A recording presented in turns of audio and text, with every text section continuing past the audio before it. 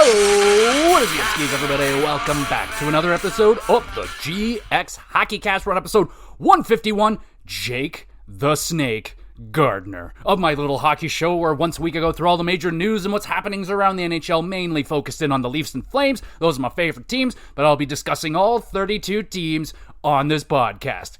And as a Toronto Maple Leaf fan, I would just like to say, well, shit. We're here again, dang it. And so the old Leafs that we knew and cherished for the last fucking however long, they're back. The old perimeter, too scared to throw a hit, too scared to block a shot, Toronto Maple Leafs are back in full business, baby. So, it's been a little while since we last chatted. Last we spoke, I believe the Leafs were up 2-0 over the Florida Panthers. You're defending Stanley Cup champions. Leaf Nation was on cloud nine, and now just a week later, Leaf Nation's in the dumps, y'all. Leaf Nation's in the dumps. Let's talk about it. So, let's go back to Game 3. Game 3, first game in Florida, and that was a toss-up game, man. That was a toss-up game. Let's just get it out of the way right now. Referees have been abysmal throughout this whole entire series. It's been a joke. It's been a joke. The game with the 4 Toronto Maple Leaf penalties in the first period, that game was a fucking joke, man. It was such a hard game to watch because you knew that the next 3 to 4 calls are going to go the Panthers' way, whether they're penalties or not. They're getting 4 penalties, and that's exactly what happened. It was a joke, man. It's been a joke. The refereeing has been just awful. Absolutely awful. Maybe some of the worst refereeing I have ever seen. It's been bad, man. It's been bad. The homie Kyle and Jesse sent me, there's a clip going around everywhere, all the Florida Panther non-calls that they've gotten away with. Checks to the head. You got Marner getting elbowed in the back of the head. Checks when they're leaving their feet. I mean, tripping, slashing, you name it. The Florida Panthers are doing it all.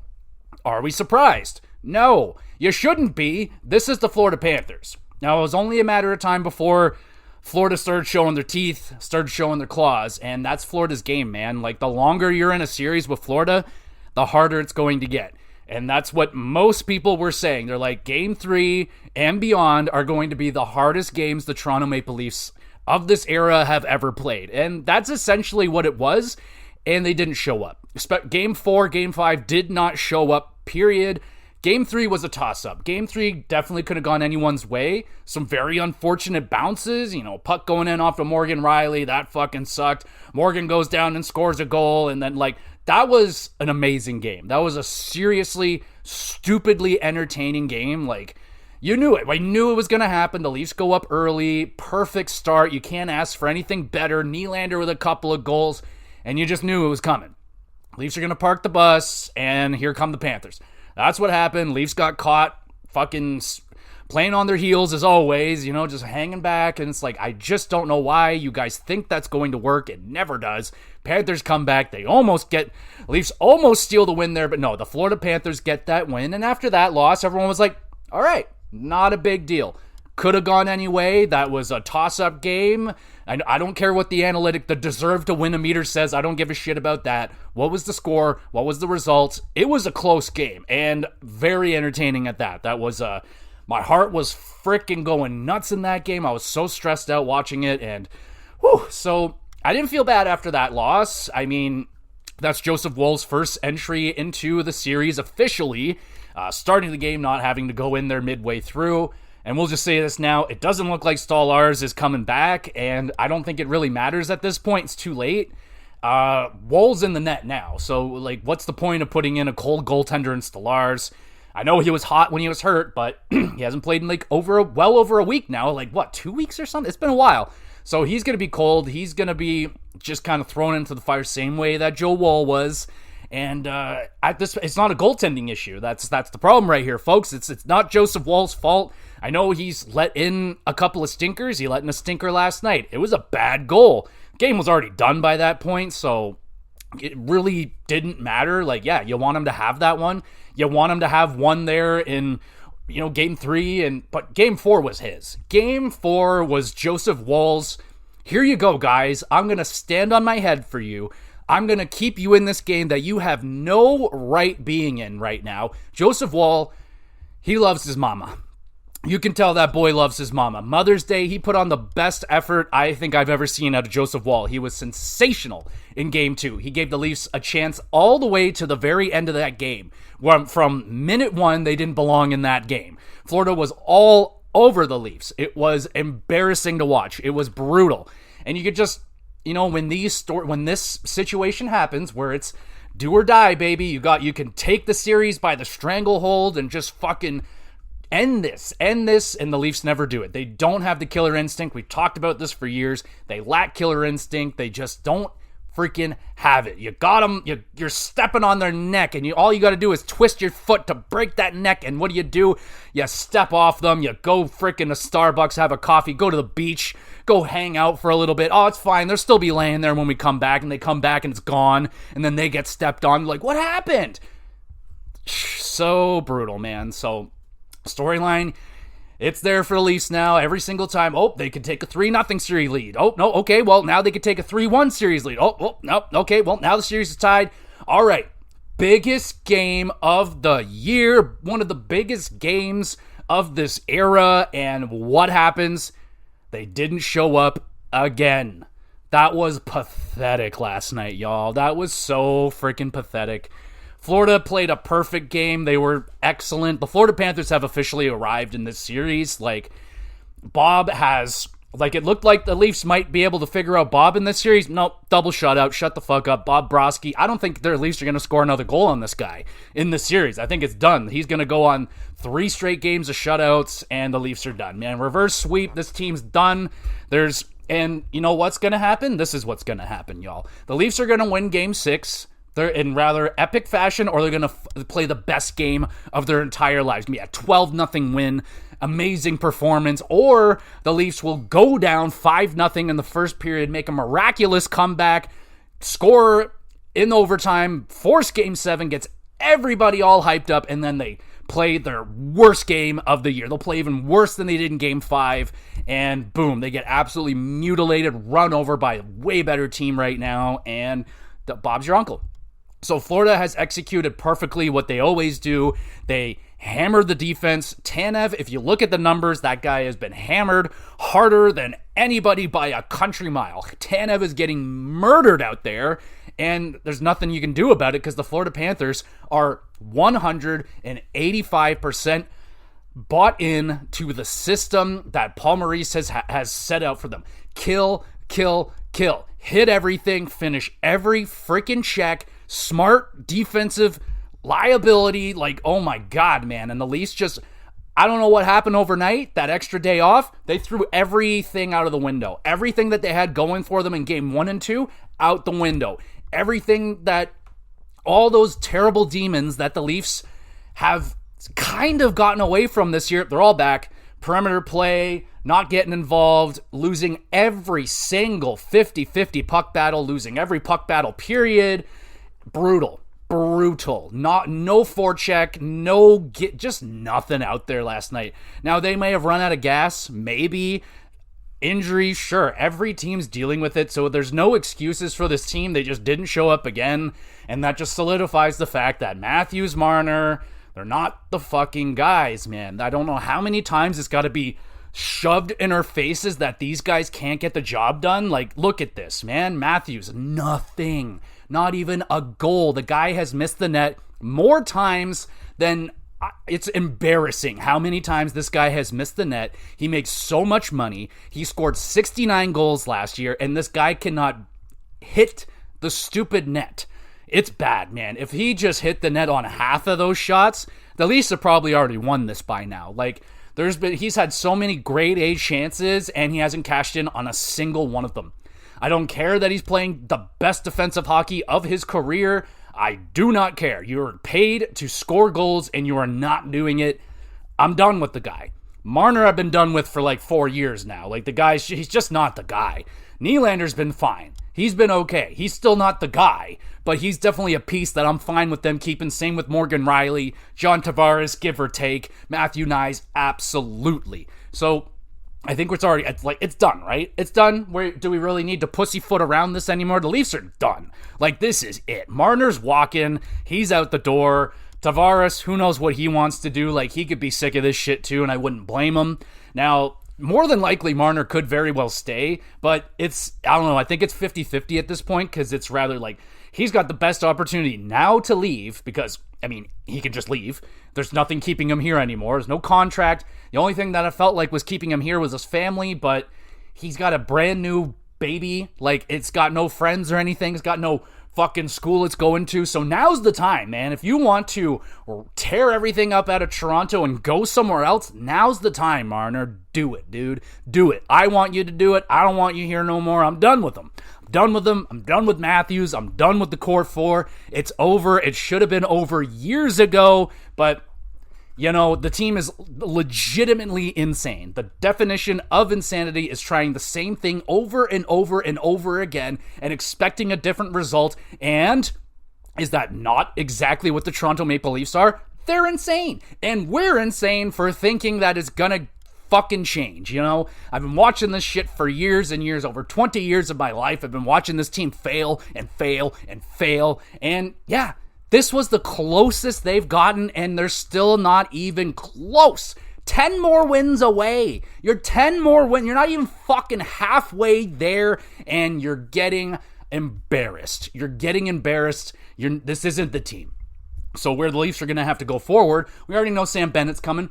Boom, out the door, Marner. Bring in Sam Bennett. Let's beef up that defense even more. Is Morgan Riley out the door? I don't think so, honestly. I think the dude's proven time in, time again that in the playoffs he plays when it matters most. So I'm fine with Morgan Riley sticking around. I don't give a shit. But Marner Matthews, it's over. It's over. It's over. It's done. It has to be over. That's it. So their worst performance in Game 5.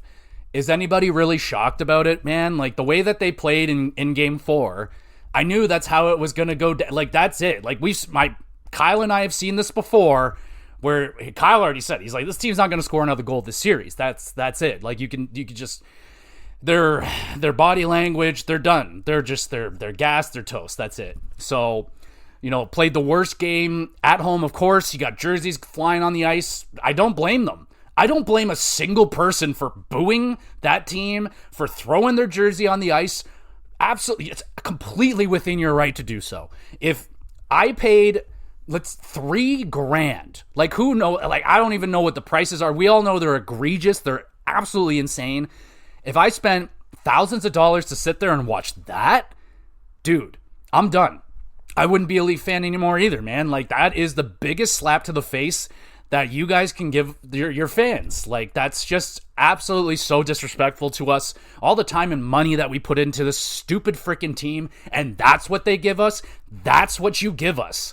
That was crap. Absolutely crap. So there's no way, like, again, in Leaf fashion, they're probably going to play their best game on Friday or whenever their next game is. They're going to play the best game of their lives, and it's probably still not going to be enough. Like, I don't know at this point, man. Like, the team's lost it. Like, they don't look anything like they did in Game 1 or 2, and the Panthers don't look anything like they did in Game 1 or 2. The Panthers look like the team that won the Stanley Cup last year. They look excellent. Absolutely excellent. Their forecheck is killer. They're just winning all the puck battles. Bobrovsky is dialed. He is dialed in, and that's a problem. What do you do? What do you do? And, like, Kachuk hasn't even been, like, an issue. Like, I haven't even, like, noticed that guy in the series. He's been, like, a non-factor. But Brad Marchand, that third line's been ripping the team apart. All of a sudden, Barkov's line is dominating the Matthews line, which in the first two games was the complete opposite. Matthews was owning the Barkov line. Was there a lot of production? No, but there was nothing going in our way. And now, every time you see the Matthews line on the ice, where are they? Pinned in their defensive zone, getting absolutely worked. Absolutely worked. And it's crazy, man, how, like, and yeah, you got Berube throwing out the blender last night. Nothing's working. They brought in Nick Robertson, which I thought was going to work out very well. I didn't notice much of him out there. He was not doing a whole lot, you know, nothing really going on. David Kampf made it back in the lineup. Didn't notice him at all. Like, it's really just been Pacioretty's been pretty good. I've liked Nylander for half of it. Like, offensively, he's been great. Defensively, forecheck-wise, embarrassing. Like, there's just no effort on the back check coming back. I know he's trying to cheat for offense, but, like, Jesus, dude. Like, there's just... And there's so many times I see him just sitting still, waiting for pucks to come to him. Like, what? Go! Move your ass to the fucking puck, bro. Like, I don't understand this. You guys are NHLers. Like, what the fuck? Where is the effort? I cannot believe it. I mean, I do believe it. I absolutely believe it. It's the Toronto Maple Leafs. This is where dreams come to die, and everything that can go wrong, every failure, it's happened here. So, like I said, I've been dead inside since the Montreal loss. That's the one that killed me. That was the straw that broke the camel's back. After that, I feel nothing anymore. Yes, I'm obviously very emotional right now, but nothing compared to what I would have been like 5 years ago. So this is great. This is a massive step forward. If the Leafs lose, so be it. I mean, the Panthers were a better team. Way better team right now. So won't be surprised if the Florida completes the reverse sweep and off they go. And looks like they're getting Carolina. And man, I don't want to talk about the Washington-Carolina series at all, because it is literally one of the most boring things I have ever watched in my life. It is bad. But I mean, good for Carolina, man. They're playing their game. This is why it's so hard to play for the Carolina Hurricanes, because their system's so damn hard. But when it's working, oh my goodness, is it ever working? So they play a man-on-man system. It's very hard to manage that. Like, I can't tell you why, because I've never done a man-on-man, but I mean, it's working, man. The Capitals got nothing. It's so annoying to watch. Like, again, so I'm not watching it because it's just like, what's the point? Like, Carolina, the second that puck touches their stick, they're slinging it to the net, and Capitals, the second they get a puck near them, there's like 4 Carolina Hurricanes swarming all over them. Forecheck, back check. It's been impressive what Carolina has done. They're just the most boring team ever. And if we're going to get Carolina, Florida, that's going to suck so bad, because Florida's been doing kind of a similar thing. Definitely more physical. Way more physical, but no room. They're just forechecking the shit out of the Leafs right now, and that is the Leafs' kryptonite. A good forecheck. They cannot handle a forecheck to save their lives. Like, the second they go on the power play and someone's actually coming after them, they panic, they scramble, it's chaotic to watch. Like, it's like, have you never been under pressure before? Like, what is going on? Like, I don't understand why the pressure when it's 4-on-5 gets to them so badly. Like, you have another, like, throw the puck to somebody. You got an open man. Get rid of it. Like, holy shit. It is so hard to watch the Leafs right now. So, with Washington, Carolina, it's just been, there's no offense for Washington to get anything. Like, there's nothing available. Anderson's been great. And, yeah, I have nothing that I want to say about Carolina other than very impressed with their system. It's absolutely working right now. They're doing the thing. And good for them, man. Washington doesn't really have an answer for that forecheck. That forecheck is painful. And again, that's if the Leafs happen to get through Florida somehow, how the fuck are they going to handle that forecheck? They're the worst team at handling an aggressive forecheck, and that's Carolina's bread and butter. I wouldn't be shocked if somehow the Leafs pull out a miracle and get to Carolina somehow.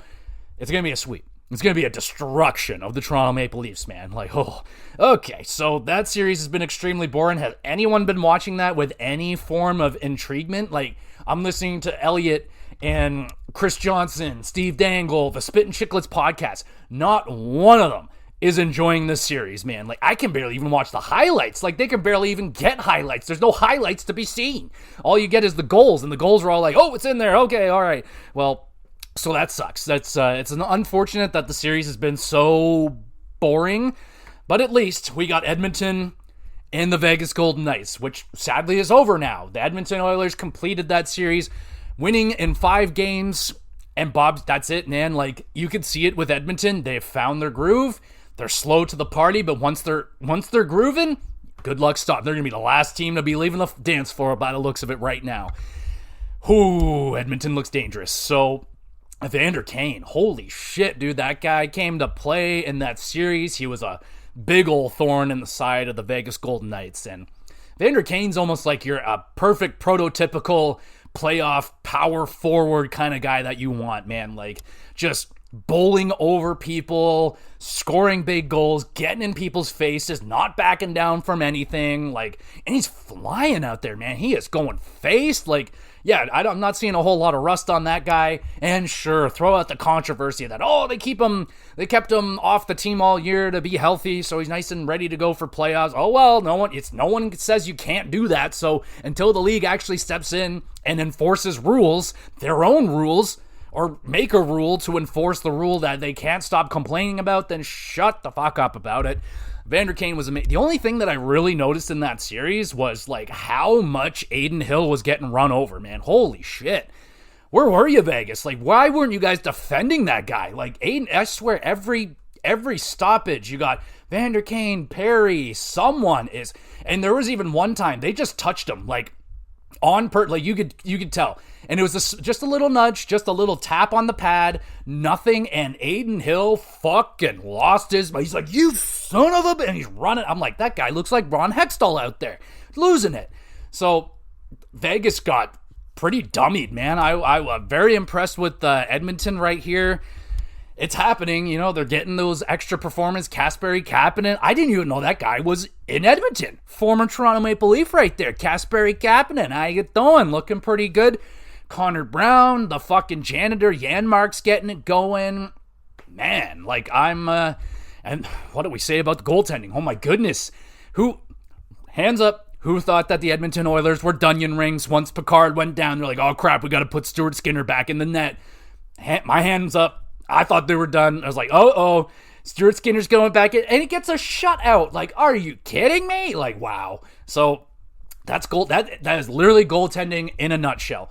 Unplayable one week, fucking shutouts in playoffs the next week. Like, you just cannot predict what a goaltender is going to do. But Stuart Skinner gets the job done. I can't freaking believe it, but I watched it, and he was pretty good, man. He was pretty good. He looked kind of calm. Like, he looked good. He looked pretty good. So we'll see if Edmonton can ride the Skinner train. Are they going to go back to Picard as soon as he's back? I don't know when he's coming back, but how do you not ride the hot hand right now, right? I mean, even though he didn't play particularly amazing last night, got the win. That's really all you care about right now in the playoffs is who's getting the wins. That's all that matters. And fucking Skinbin is getting the win. So awesome for them. Let me just take a look. What was oh my goodness, man. That's amazing. Stuart Skinner back-to-back shutouts. I didn't see the score of the game. I fell asleep. It's too late for me. I got sleepy and I fell asleep, but back-to-back shutouts for the Edmonton Oilers. And, a lot of people give the Oilers shit for not being able to defend, and, well, look at that. They just shut down the Vegas Golden Knights in back-to-back games. With Stuart Skinner in net, like, who saw that one coming? So, an incredibly impressive closeout performance from the Edmonton Oilers. Like, really wasn't in a whole lot of doubt, man. The Oilers kind of had it, like, just the way that they finished that last series. They look like they're very set. It's gonna be an amazing series, whoever comes out of Winnipeg and Dallas. And with that being said, let's slide over there. So Dallas now has Heiskanen and Robertson. They're back in the lineup, and they got a stranglehold on this series there, brother. It's a 3-1 series lead for the Dallas Stars. They take game 1, they take game 3, and they take game 4. So there's something going on with game 2, and Connor Hellebuck, he seems to really like game 2. Pulls out another shutout. Is that not the second shutout he's done? Doesn't matter. That's definitely a second shutout in the playoffs, but again, he's letting in a lot. 3 goals in game 1. Again, there might have been an empty netter in these games, but 5 goals and then 3 goals again. Not horrible, but again, still not good enough. Not the Connor Hellebuck. He's getting outplayed by Ottinger, and that's kind of been one of the ongoing storylines between this series. Is like, people are like, oh, is this like the what do you call it, the interview process for the goaltending job for Team USA in the Olympics? Because you got goaltender Jake Ottinger, American. You got Connor Hellebuck, American goaltender. And, like, I still think it's Connor Hellebuck's net. Like, there will be, like, there's going to be games. So, like, I think it's Hellebuck will be in the first game for the United States. And if he doesn't start very well, boom, you'll go to Jake Ottinger, or you go to, who's the other? They got Jeremy Swayman as well, who could bounce back and have a good year. So, no, I don't think that's what's going on with this series. I imagine there probably is some United States coaches or whatever, like, watching it just to be like, yeah, like, they're both great goalies. Like, this is a great situation. They're both great goalies, but yeah, right now, Ottinger's just been way more consistent. Jets are struggling to score right now. They can't seemingly get that top line going, like Scheifele, Connor, and Velarde. They haven't gotten that magic that they have gotten in the regular season to get going. It's probably too late at this point now. You're down 3-1, and they're going Game 5. So I don't know when they're gonna be back in Winnipeg. So the whiteout, will it help? Doesn't really seem to be helping them out all that much. So looking like Dallas is gonna take this series.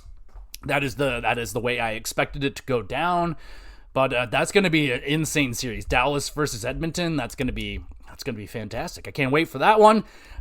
Eastern side, not as excited for those series right there. But Dallas, man, they've been doing really, really well, getting healthier, and they're just going to hopefully get healthier every game. Heiskanen gets a little healthier, gets a little less rusty, and like, what a treat for Dallas, man. They got Thomas Harley, who people are calling like Dallas has a bona fide two number one defensemen right here. Like, Heskinen's the better one overall, but Thomas Harley has, like, the way that he has stepped into that role, I think he has earned himself the right to be called a top defenseman in the league, and just excellent situation for the Dallas Stars right now.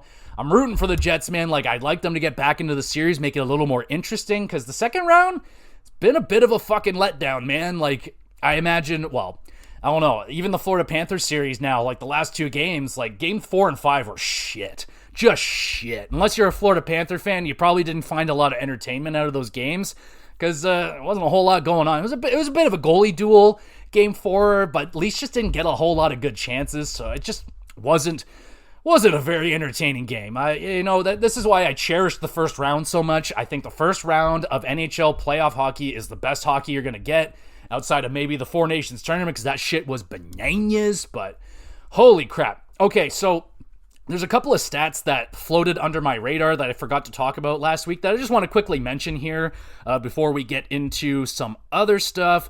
I gotta shout out the fact that Minnesota Wild have lost 8 straight first-round series. I think I mentioned that one already, but yikes, you know what I'm saying? I know the Leafs get a lot of shit, but I don't think their fans are probably giving them shit, but Minnesota does not get anywhere near the amount of shit for blowing first round series the way that the Toronto Maple Leafs did. And they got to the second round this year, and they're still going to get shit on because they can't get past the second round now. You can never win. Like, even if the Leafs won the Stanley Cup, there would be the detractors of, oh, they got lucky on this or this, or, oh, they wouldn't have beaten this team if they made it there. Like, there's always going to be a takeaway from everything, so it really doesn't fucking matter. Anyway, so that's very unfortunate for the Minnesota Wild. I'm trying to find... Okay, so Pete DeBoer. Pete DeBoer, ladies and gentlemen. Did you know that Pete DeBoer is 9-0 in Game 7s? That's fucking bananas, dude. That's crazy. How have the Leafs not hired this guy yet? You got to get... Next time this guy's he's free, go grab him. Because there's a great chance he can win a Game 7 for you. 9-0? Now, that would become a 9-1 if he was a Toronto Maple Leafs, because the Leafs, that's where you're going to get the immovable object versus the immovable force or whatever, because it's Pete DeBoer's 9-0 record against the Leafs' terrible Game 7 record, which is, I don't know what it is right now, but it's bad. It's real bad. So, hey, maybe someday Pete DeBoer becomes the coach of the Toronto Maple Leafs, and watch, they'll never get into a Game 7 scenario with him. That's how that story ends right there. But Pete DeBoer, my dog, that is one of the most impressive things I have heard. That's absolutely insane. So good for you.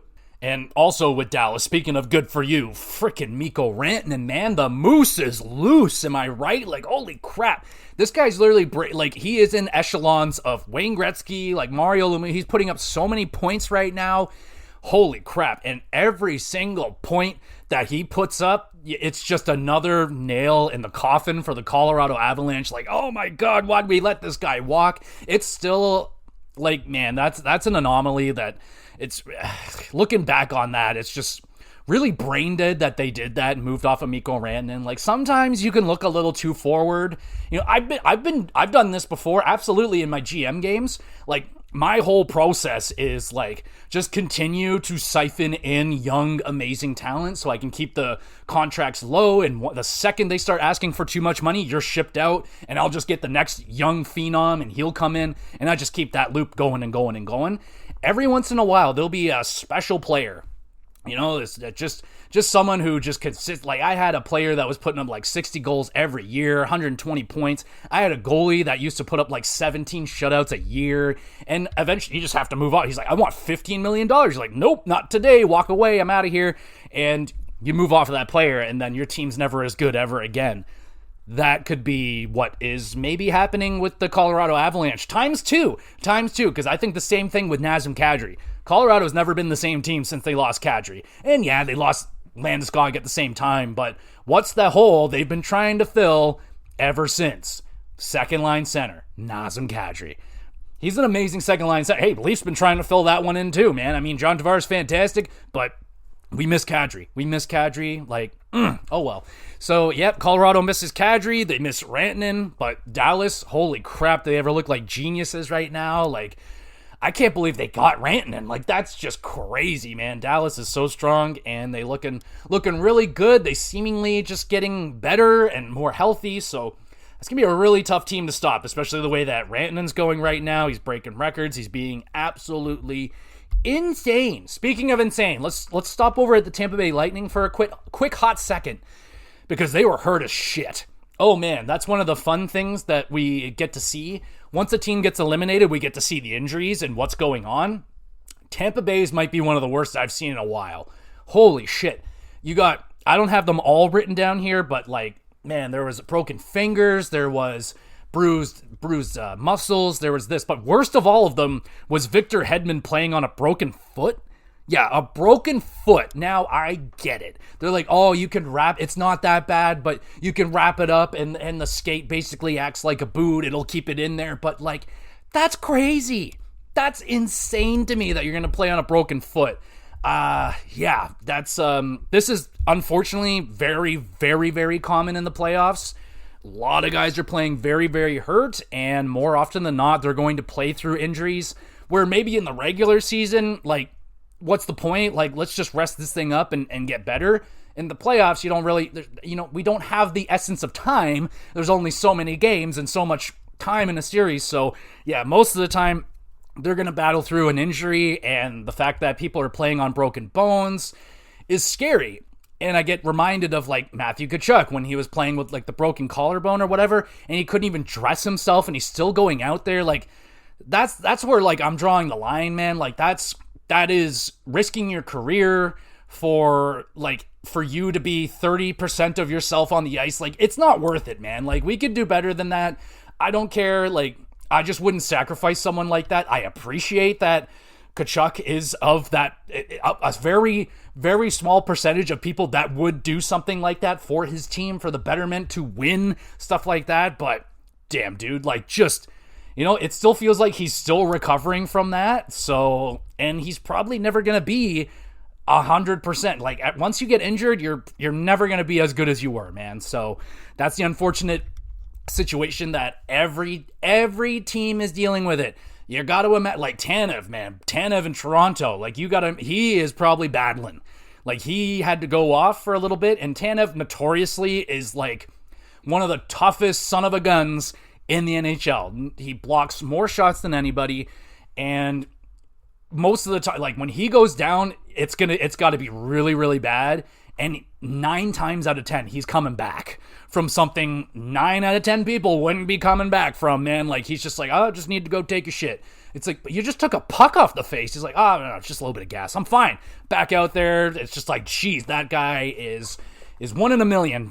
Chris Tanev. I keep calling him Brandon Tanev. I'm sorry, it's Chris Tanev. Brandon Tanev's great too, but yeah, man, it's very common. Lots of people are dealing with injuries right now, and we'll look into that more once the playoffs get done, because that's one of the fun things. I like to see what every team was dealing with. And then like you think back on it, you're like, man, I remember that guy throwing that huge hit and he had a broken finger, or like he had that going, he like bruised his fucking arm and he's throwing hits with that arm. Like, holy crap, man. Like, it just very scary stuff, man. Very risky, not shit I would do. I had a third degree, is that what it's called? Third degree sprain on my ankle, and I couldn't walk for like a month. It was the worst. It's the worst experience ever. I fucking hate being hurt. I hate being disabled and stuff like that where I can't do shit. Horrible. So I try to avoid injury as best as I can. And when the rehab lady tells me, hey, do these stretches, do that, I do it, damn it, and listen to them because they know. Okay. So that's crazy that Victor Hedman was playing on a broken freaking foot. Again, like, when you see a team go down the way that Tampa did, like, I thought Tampa was going to win that series, and they kind of went down with a whimper, and then I see the list of injuries. I'm like, oh, okay, that explains a little bit more, like, why they weren't in the series as much. They're fucking hurt, man. So take everything with a grain of salt. Like, hey, like with Matthews right now, obviously hurt. Very, very, very obviously hurt. But, like, if he's that hurt and you can't even hit the net, like, what are we doing here? Like, I can't see what injury is. I don't know. Maybe he's playing with a broken wrist. If that comes out, that's going to explain a lot. But obviously, the Leafs can't come out and say before Game 6, hey, Matthews got a broken wrist. He's going to play tonight, and let's just really hope that Brad Marchand and Bennett and all those guys don't hack at his wrist all night and doing this and doing that. That's exactly what the Panthers do, man. That's what they do. And other teams have been doing it too. Like I said, Edmonton has not been clean. They were running Aiden Hill that whole series. It was really bad. It was really, really bad. You got to be dirty to win in the playoffs. You have to be dirty. That's part of the game, is to outsmart your opponent, when to be dirty, when to throw that punch, when not to throw that punch. It's not how the game should be played, but that is unfortunately how it works. So that's just how we're going to have to deal with it. Earlier this week, I got in a big old tangent just trying to explain to my wife, like, how shit is working. And, I tried to explain to her the whole Colin Campbell thing with the Florida Panthers and how it's just not fair. Like, it's just not fair. You got Wes McCauley and the record. Every game that Wes McCauley has called for the Leafs, they have lost. And it's clear. It's very, very unfortunate, man. Why I get so angry, it's not because they're losing, it's because it's unfair. The game is not played fairly. It's not. It just isn't. So, I don't know. Can the Leafs hire Colin Campbell? Is that something we can do? Can we get Wes McCauley on our books too somehow? Let's bring in Brad Marchand and get him handing out signed sticks to referees so we can get more calls in our favor. Like, we need that. And hopefully, I already know what's going to happen. The Leafs are going to sign Sam Bennett, and guess what? Everything that Bennett got away with in Florida will buy him a suspension in Toronto. So get ready for that one, Toronto fans, because that's how it's going to work. Okay, so where else do we go from here? Is there any other series that are going on? No? Okay. So we got some coach hirings going on here. Los Angeles are parting ways with Rob Blake. Okay, I mean, it kind of have to at this point. You've lost 4 times, 4 years in a row to the same team. Even if you're doing a good job, it's probably best to get a new look at things, I guess. Like, what the fuck do you do, man? It's incredibly unlucky. It's not very common that you're going to grab the same team 4 years in a row in the first round. That's unlucky. And, like, dude, it's Connor McDavid and Draisaitl. Like, what the fuck? If I was Rob, I think it was a mutual parting. Like, I think Rob Blake, he wasn't fighting it. He wasn't like, what the fuck, man? Like, I got to go up against Connor McDavid and Draisaitl. Fucking bullshit. This is not fair. Like, if there's anybody that I feel a little bit for, it's LA, man. Like, holy crap. You guys keep drawing Connor McDavid and Draisaitl in the first round. That's not fair. That's not fair. See, I would love for Matthews and Marner to have that same effect, but they do not. They make around that much money, but they don't have the same effect. They're not putting up 2 points per game in the playoffs, even though, yeah, they're putting up points this year.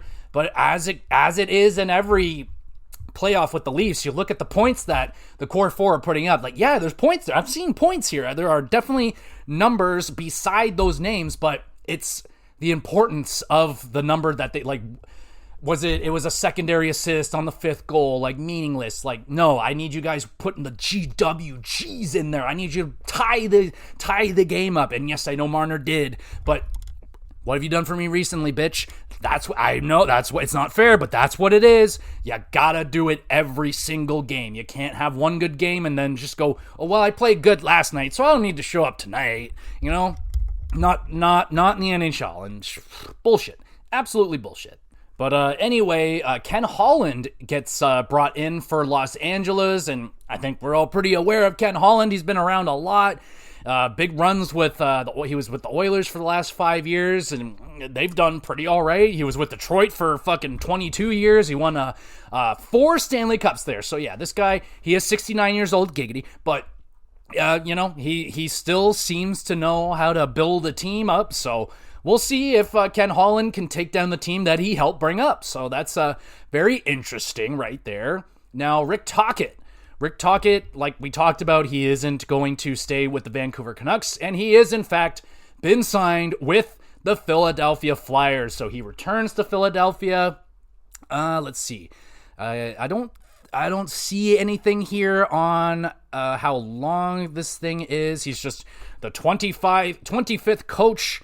I don't see anything about how long it's going to be, but sure, man, like, it sucks that he's not going to stay with Vancouver.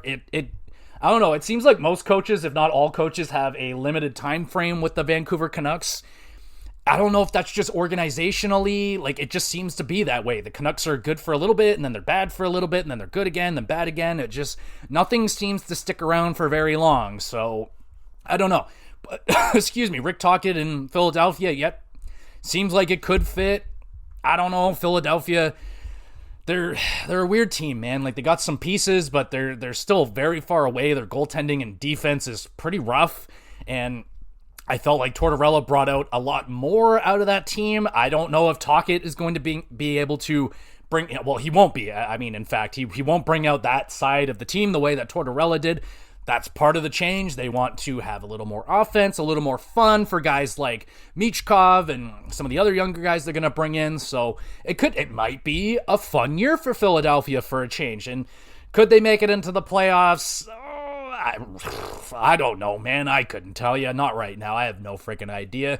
They'll probably get a new coach bump, but we'll see how long that lasts. That could last a week. It could last a year. We'll see. So speaking of the Canucks, they hire Adam Foote as the new head coach. And hey, that's cool.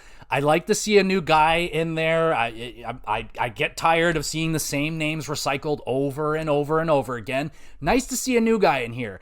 I am sad that it's not going to be Manny Malhotra. I was really rooting for Manny to get the job.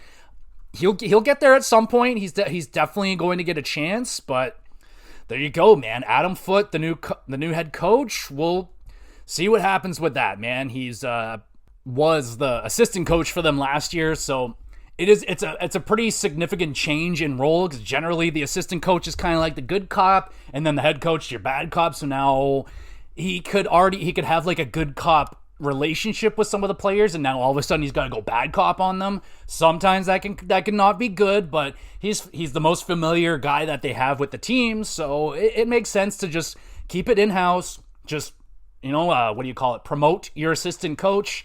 And I believe Manny Malhotra is a head coach of the AHL squad. He might get to come up. We'll see. I don't know. But yeah, lots of new coaches, and there's still lots of like coaching jobs out there. I don't know the teams off, but there's still teams looking for coaches. And the big one with a little bit of controversy around it for sure is going to be the fact that Anaheim has hired Joel Quenneville as their new head coach. So Joel Quenneville, back in the NHL, hasn't been here since he was the head coach of the Florida Panthers. He got removed from that, and the whole Kyle Beach, all the Chicago Blackhawks allegations have gone down. So now people are like, all right. So did this guy learn anything? He's saying all the right things. Yes, I learned from my mistakes. I did everything that I was supposed to do to learn and take these courses or whatever he was supposed to do. He did it. It's just like, again, like we're at a point now where there's tons of new coaches that could take this job and have a new guy in here and give him that opportunity. But no, they decide, let's give it to a guy that's yes, he's got a great track record. Last time he was doing great with the Florida Panthers. They were President's Trophy level, and he was doing really, really good. We know what he did with Chicago. Made some bad choices there, but he had a lot of success. And here we are. So he's with the Ducks. And the Ducks, it looks like a slam dunk situation for kind of everybody.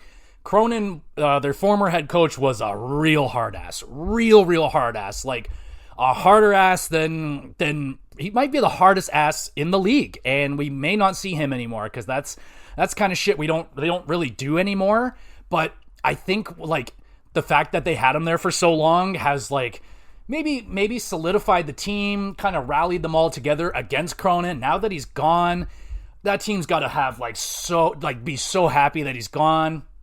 Yeah, Quenneville, he's not, the nicest coach out there, but he's definitely a little bit chiller than what's his face. So I think the team's very, very young. Lots of young kids up there. I'm very curious to see what he's going to be able to do with guys like McTavish, Zegras especially. Like, are they going to be able to get that guy to bounce back and seemingly enjoy hockey again, where he just hasn't looked like himself the last few years? He's got a great looking team here. Lots of young pieces. The goaltending tandem looks great. Young defensive prospects, but they're also last couple of seasons been bringing in some veteran pieces like Gudis and others. Killorn, they brought in Killorn. So again, I think if they do it again, bring in another veteran piece or two, maybe some more depth. The goaltending looks solidified at least. At least with Dostal looks good. We don't know what's going to happen with Gibson, but yeah, man. And then you got a coach like him. It looks like it should be a slam dunk. And the Ducks, I'm not going to promise anything, but the Ducks should be in playoff contention, at least in the race next year. So looking good. Now, how I feel about it, I would prefer a new guy to be in here. You can't, again, like with a mistake that big. Now, what really gets me is like he made the mistake, but then it was the second mistake where they brought, I forget the name, but they brought in that guy and then he assaulted a minor. That's where I'm like, no, never again. Like, I don't care what your track record is. I don't care how many fucking Stanley Cups you won. I don't care how many friends you have.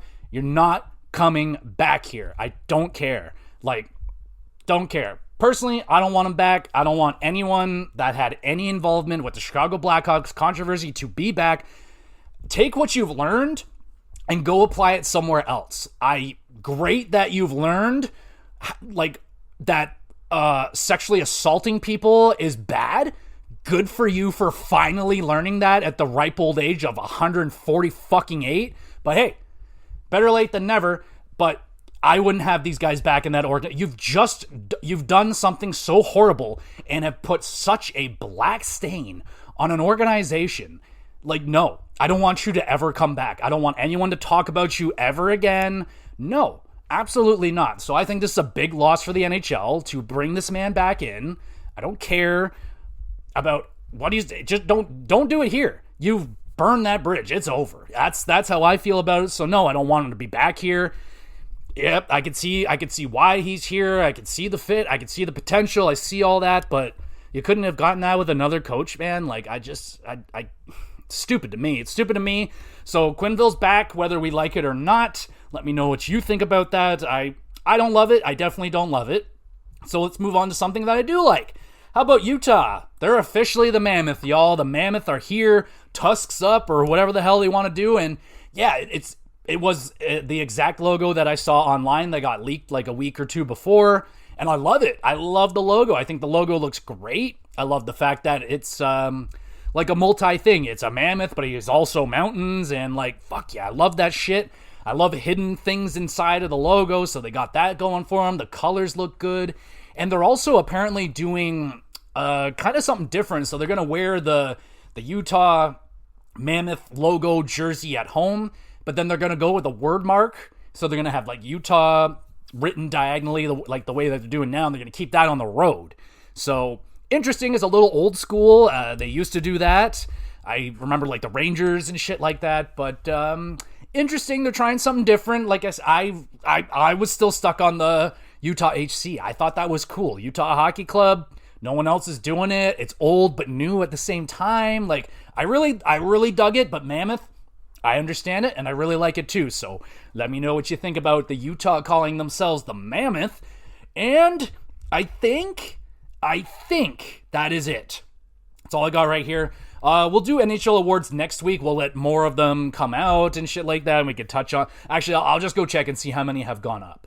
Well, from what I can tell, I'm not seeing very many new ones, so I think that'll do it for today's episode. Thank you, everybody, so much for listening. You're the best. You want to be even more of the best. Make sure you're reviewing and sharing the podcast wherever you're listening to it. Drop a comment if you're on Spotify, because you can do that now. Drop a question, anything you want answered live on the podcast, anything about wrestling, hockey, or video games would be lovely. I upload all of these episodes to the YouTube channel, GamerGX Videos. All the links are in the description. Go over there, subscribe. And again, you want to drop a comment, question, answer it live on the podcast, drop a comment on a YouTube episode, Spotify.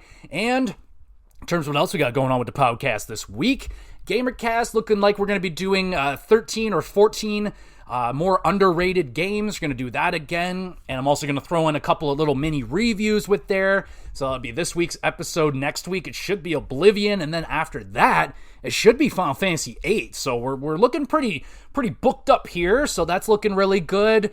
What do you got? WrestleCast should just be the recap this week. Don't think we have any pay-per-views until next weekend. We got Double. Well, there's Saturday night's main event and Double or Nothing next weekend. I think it's next week. What is the date? It's the 15th. Okay, next. Yeah, I think not this coming weekend, but the weekend after. So no PLE reviews, but I got the Backlash review up there. And of course, all the other episodes. You can always go back and listen to any of the GamerCast episodes. They age like a fine wine. You can go all the way back to episode 1 and listen to all of them. They're all there and decent, I think, anyway. But let me know. Yeah, you can review the podcast. Let me know what you think about it. Nice, honest review. Any constructive criticism, let me know, and all that stuff. I always love to improve the show. And yeah, so there we go, everybody. You the best. You want to be even more the best, just make sure you're sharing around with a few friends and enemies, all that great stuff. And we'll be back again with some more GX Plus Cast.